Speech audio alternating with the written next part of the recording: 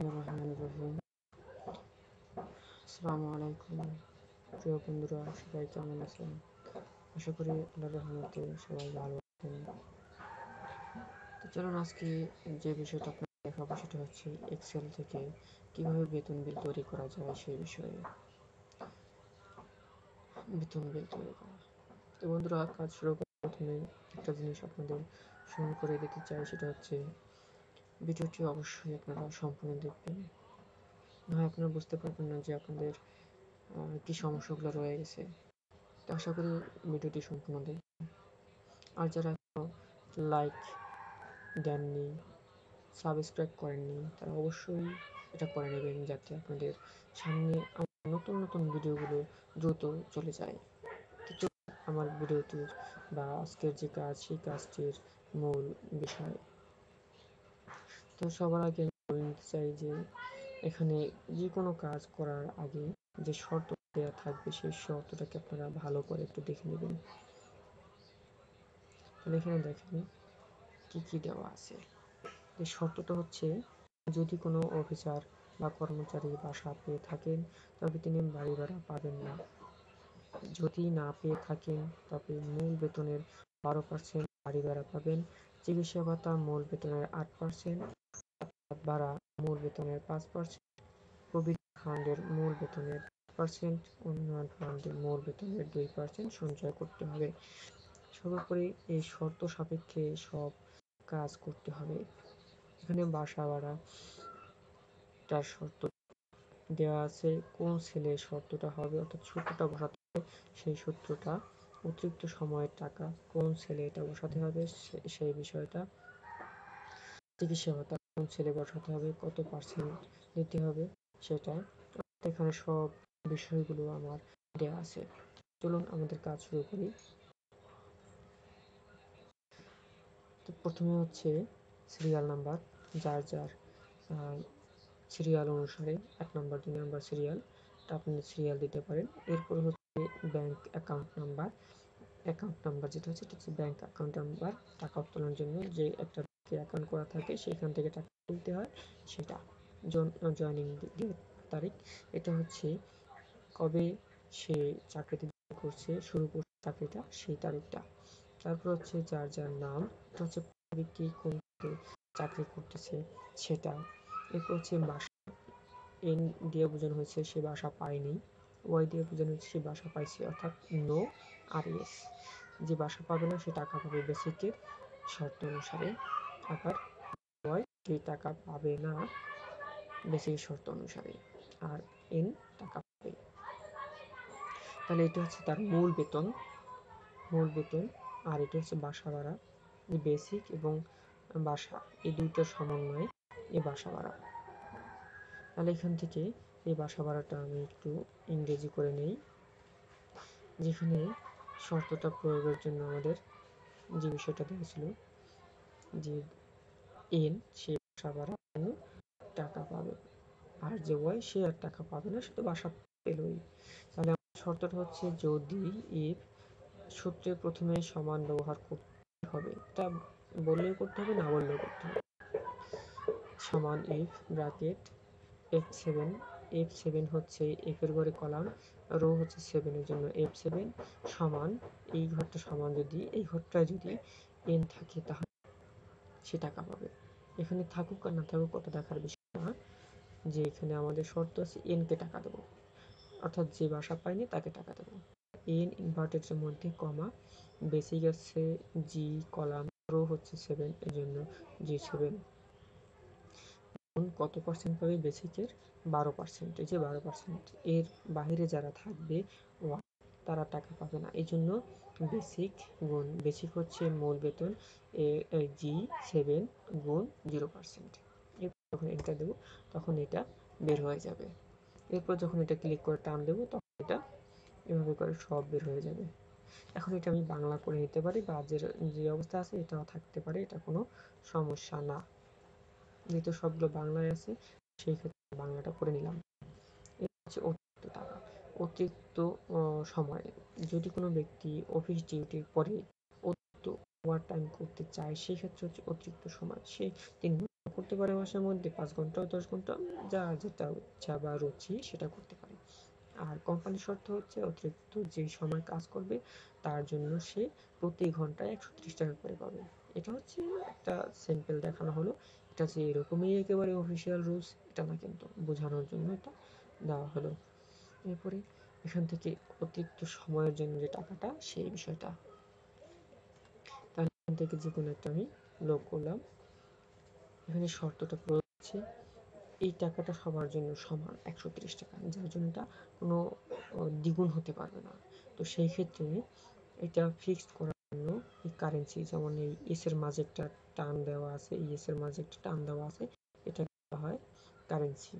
তাহলে এই ঘরটাকে বলা হচ্ছে যে 7 কারেন্সি গুণ i7।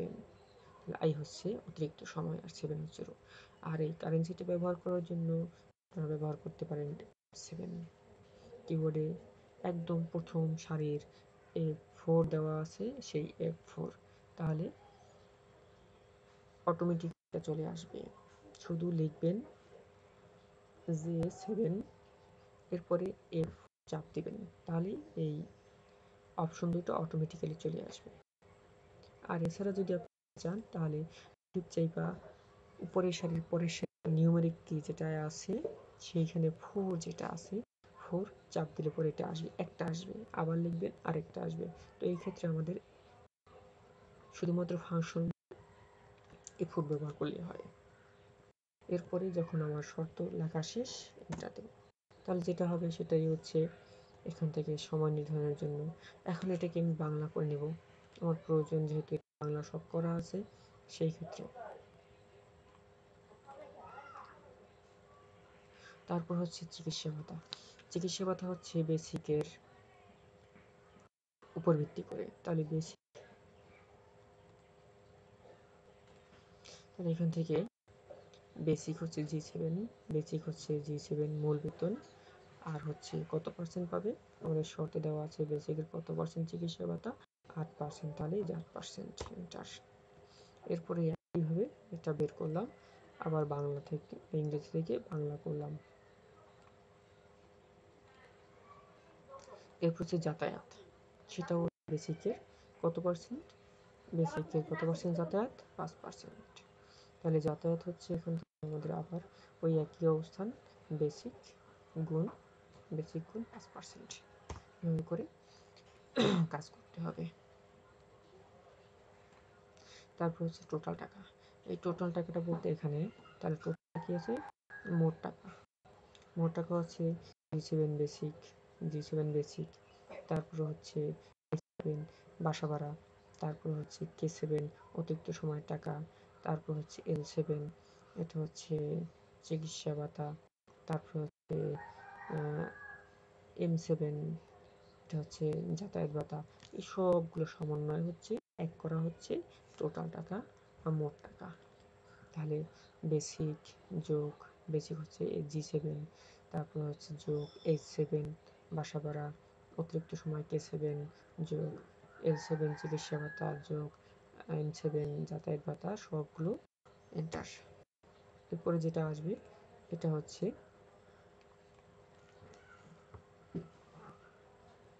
টোটাল টাকা। তারপর হচ্ছে প্রভিডেন্ট ফান্ড, সঞ্চয় করা, যেমন এটা সরকারি যারা চাকরি করে তাদের জন্য প্রভিডেন্ট ফান্ড থাকে, যেটা হচ্ছে পেনশন হিসেবে টাকাটা উত্তোলন করতে পারে সেটা। তাহলে এখানে কত পার্সেন্ট রাখবো আমরা, বেসিকের 4%, তাহলে মূল বেতন যেটা আছে সেটা 4% করে জমা রাখতে হবে, বেসিক গুণ 4%।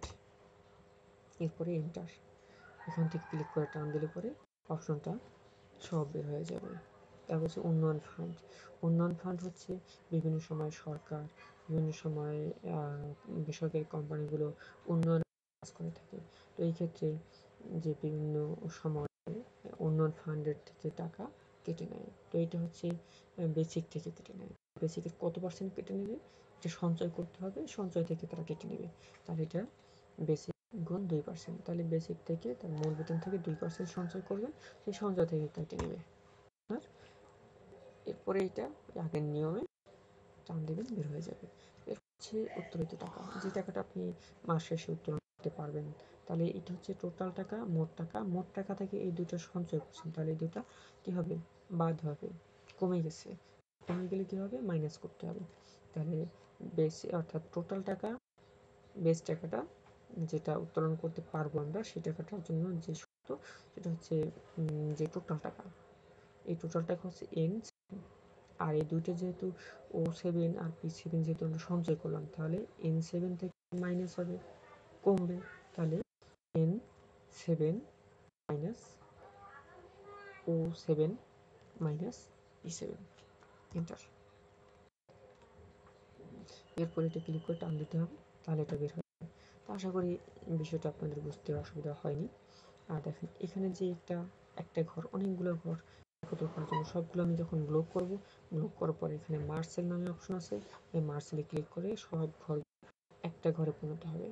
আবার এই বেতন বিল যেখানে লেখা আছে, এখান থেকে ওই একইভাবে বেতন বিল এটা এই জায়গাটুকু করলাম, এরপরে মার্সেলে ক্লিক করলাম, ক্লিক করে এই অপশনটা মার্সেল হয়ে একটা সেলে রূপান্তরিত হলো। আর এখানে কালার, এই হচ্ছে কালার, এই ফিল কালার থেকে আপনারা যে কোনো কালার ব্যবহার করতে পারবেন। তো আশা করি বন্ধুরা আপনাদের বুঝতে অসুবিধা হয়নি।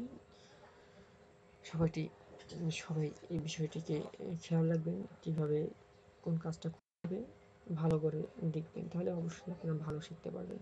আর এই বিষয়ে যদি কোনো মতামত থাকে অবশ্যই দিবেন। আর বুঝতে অসুবিধা হলে কমেন্ট করবেন, পরবর্তীতে আমি এটা আপনাদের ভালো করে বোঝানোর চেষ্টা করব। সবাইকে ধন্যবাদ। আসসালামু আলাইকুম। ভালো থাকবেন, সুস্থ থাকবেন।